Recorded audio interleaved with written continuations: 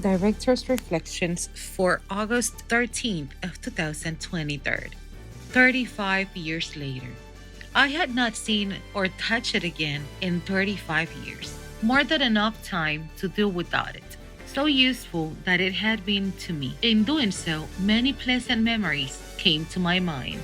Above all of the stoic that was, in a more remote past than during the frantic keystrokes that it gave to print the characters of a news item.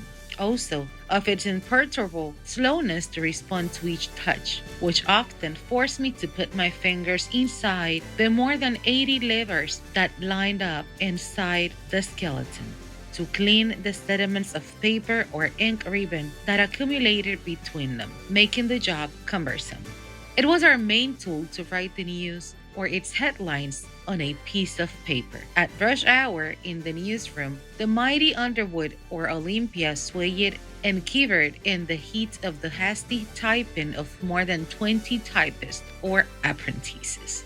This produced a combination of sounds that, like adrenaline from the body, symbolized the energy that emanated from the journalist's brain and fingers, fighting against the fatal times of closing time. This magical connection between the brain and fingers on the keyboard overlooked in a hurry the most common mistakes, such as eyeing H or using other letters that were not even close to each other or concatenated with the appropriate word. When editors made these mistakes in a hurry or because of grammatical deficiencies, they used to attribute them to typos, an excuse that style editors did not admit. Yesterday, one of these emblematic typewriters, manufactured by Underwood back in 1965, arrived at my house as a gift for Father's Day. And when I saw it, I reconnected with my journalistic first steps in the Listín Diario back in 1968. The skills numbed by time resurfaced as if by magic. I put them to the test placing a sheet on the roller, preparing the margins of the sentence lines, adjusting the paper, and hitting the keys.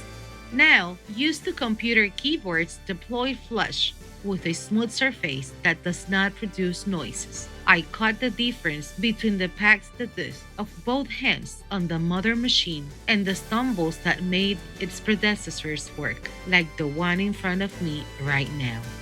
You have to press the keys with greater force and to slide the levers. It takes more seconds than on the computer keyboard, which often is sufficient with the first letter pressed to complete the word and save time. Accustomed to automatic line spaces when the words reached the margin, alerting me with a familiar chime I had heard for years, I realized that I had to give the lever on the left a jerk for it to do this function. And I began to think about the tremendous resistance of this lever, which the editors moved with painstaking rapidity and never slipped out of place or broke. Technology has definitely made life easier for journalists. Artificial intelligence will be even more so by making us dispense with the tiring task of writing, leaving it to a robot. Let's take care not to fall too deep into the trap. I also verified using the old Underwood that we can now delete one or more characters by hitting a return key. Before, with the razor of the type that I have touched again, you had to go back manually and put as many X's as necessary to erase the typographical errors. This brief trial experience made me reflect on the harsh conditions that editors of the past were subjected to in order to produce a daily newspaper in broadsheet format and with more pages than those of today.